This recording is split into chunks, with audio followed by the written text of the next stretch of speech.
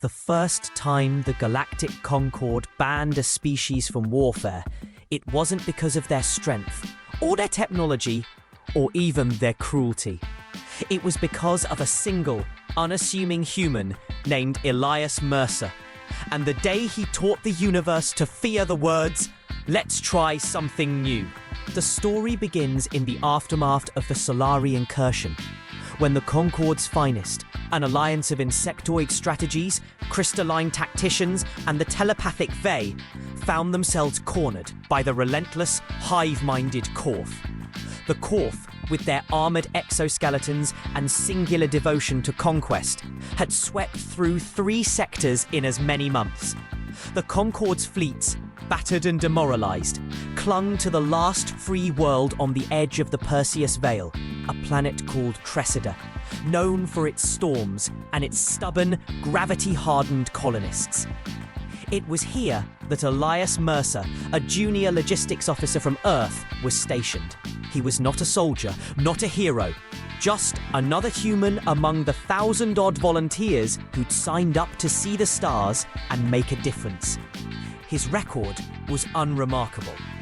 His only distinguishing feature, noted in passing by his Vey supervisor, was a tendency to question protocol in high-stress situations.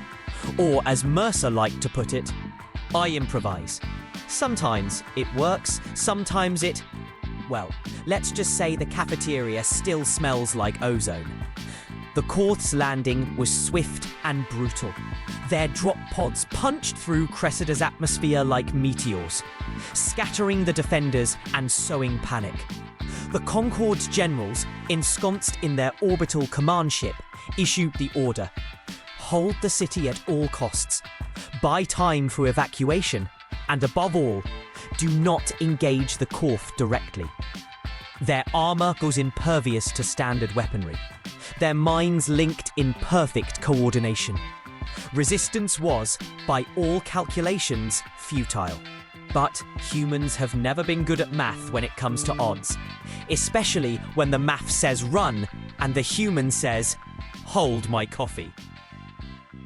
Mercer's squad was assigned to the southern perimeter, a battered industrial district now choked with refugees and makeshift barricades. The Korth advanced in perfect formation, their weapons spitting arcs of blue fire. The defenders fell back, line after line, until only a handful remained, Mercer among them, crouched behind a toppled loader with a malfunctioning rifle and a half-charged comms unit. He could hear the panicked breaths of his squadmates, the distant thunder of orbital bombardment, and, beneath it all, his own heartbeat. Steady, but shadowed by the 1,000-yard stare he'd seen in the mirror since the first day of the siege. It was then that Mercer noticed something the others had missed. The Korth always paused for exactly 8 seconds before each advance, their ranks rippling with an unseen signal. In that pause, their formation was momentarily vulnerable, just long enough for someone reckless or desperate, or both, to act. Mercer's mind raced, cataloguing every detail. The smell of ozone, the flicker of failing lights, the way his hands shook, not from fear, but from the memory of every friend he'd lost.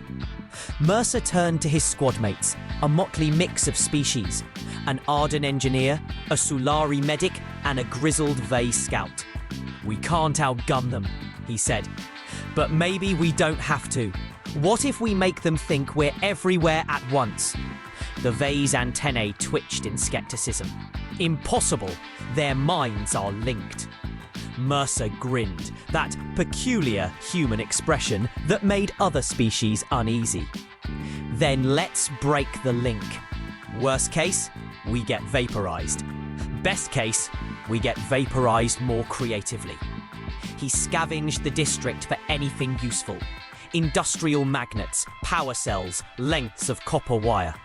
With the Arden's nimble hands and the Solari's knowledge of biochemistry, they cobbled together a crude electromagnetic pulse device. It was ugly, unreliable, and dangerous. Everything the Concord's manuals warned against. Mercer, of course, took this as a sign they were on the right track. "If this works, I'll buy you all a round at the next evacuation party," he said. "If not, well, at least it'll be a memorable last stand." As the Corps paused for their next advance, Mercer and his team detonated the device. The air shimmered with static. For a heartbeat, the Corps formation staggered, their perfect unity fracturing into confusion. The defenders seized the moment, launching a counterattack with improvised welvens and sheer audacity. It wasn't a victory, not in the traditional sense. The Corps regrouped, their losses minimal. But for the first time, they hesitated. For the first time, they faced an enemy who refused to play by the rules. Or, as Mercer muttered, "There are no rules in a fight to the death, except maybe duck."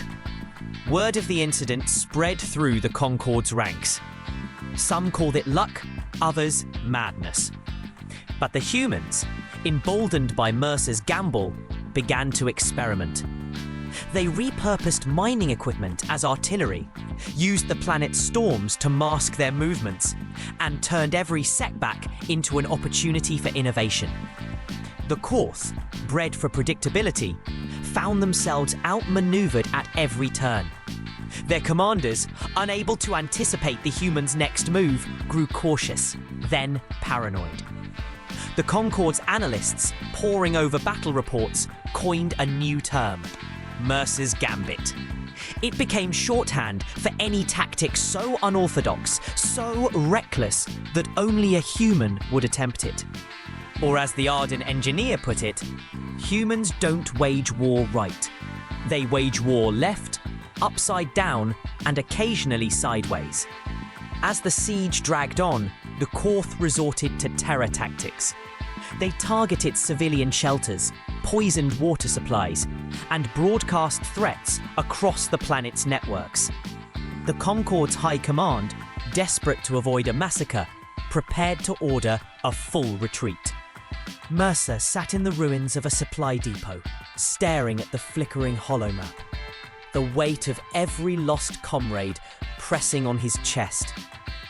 He wondered, not for the first time, if the cost was worth it. "Are we becoming what we fight?" he whispered to the empty room. The Vey scout, overhearing, replied, "Survival has a price. Just don't let it be your soul." But Mercer had one last idea.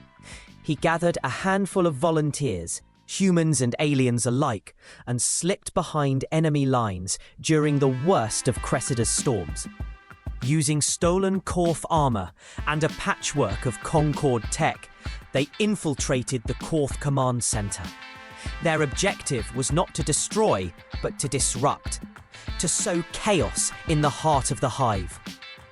They hacked the Corps' communications, feeding them false reports of uprisings and sabotage. They sabotaged supply lines, redirected reinforcements, and planted evidence of betrayal among the Corps' own officers. The hive mind, designed for unity, was suddenly plagued by doubt and suspicion. Mercer watched as the Corps' perfect discipline unraveled, and couldn't help but chuckle. If you find yourself in a fair fight, you need to adjust your tactics. Or, invent some new ones on the fly. The Corps' advance faltered. Their formations broke. On the third day, the Concorde's battered armies surged forward, driving the invaders from Cressida's surface. The victory was not total. The planet lay in ruins, and the cost in lives was staggering. But the Corps, once considered unstoppable, had been beaten by a species the galaxy had dismissed as soft, chaotic, and dangerously unpredictable. Mercer stood amid the rubble, haunted by the 1,000-yard stare in his own reflection, knowing that victory had changed him. Some scars, he thought, aren't visible, but they never really fade. In the aftermath, the Concorde convened an emergency session. The debate was fierce. Some argued that humans were too valuable to lose. Others that their methods were too dangerous to control. In the end, the decision was unanimous. Humans were to be banned from frontline combat, not as punishment, but as a precaution. The official statement cited the preservation of galactic stability. The real reason, whispered in the corridors of power, was fear. Fear of what humans might do if pushed too far. Fear of what they might become when the stakes were highest. Mercer was quietly reassigned to a research post on a remote outpost. His name faded from the headlines, but his legacy endured. The phrase Mercer's Gambit entered the lexicon of every military academy in the galaxy, a reminder that sometimes the greatest weapon is not strength or technology, but the willingness to try the impossible. Or, as Mercer would say, sometimes the best plan is the one that hasn't exploded yet. And so the galaxy changed. The Korth retreated to their homeworlds, nursing their wounds and their grudges. The Concord rebuilt, wary of the humans in their midst. And on every world where the memory of Cressida lingered, there was a new respect, even for the species that had turned desperation into victory. If you're enjoying this story, don't forget to subscribe to Apex Fleet HFY for more epic tales of humanity's triumphs among the stars. And let us know in the comments, what's your favourite city, game or movie that inspires you to defy the odds? Bonus points if it involves duct tape or improbable last stands. Years passed, the ban held. Humans found other ways to serve. Diplomats, engineers, explorers. But the legend of Cressida grew, whispered in mess halls and council chambers alike.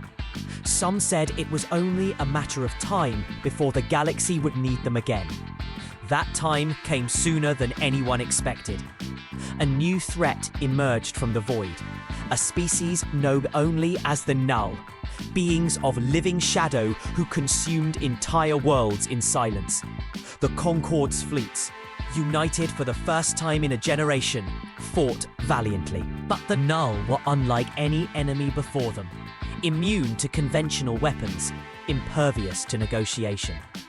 Desperation mounted, worlds fell.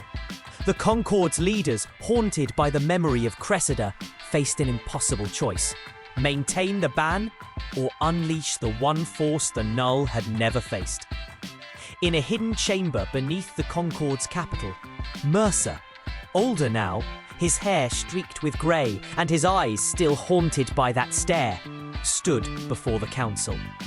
He listened as they debated, their voices trembling with fear and uncertainty. At last, he spoke. "You banned us because you were afraid of what we might become. But the truth is, we're afraid too. Afraid of what happens when we stop trying, when we stop hoping, when we let fear decide our fate." He looked each councillor in the eye, his voice steady. "Let us try something new. Worst case, we make history.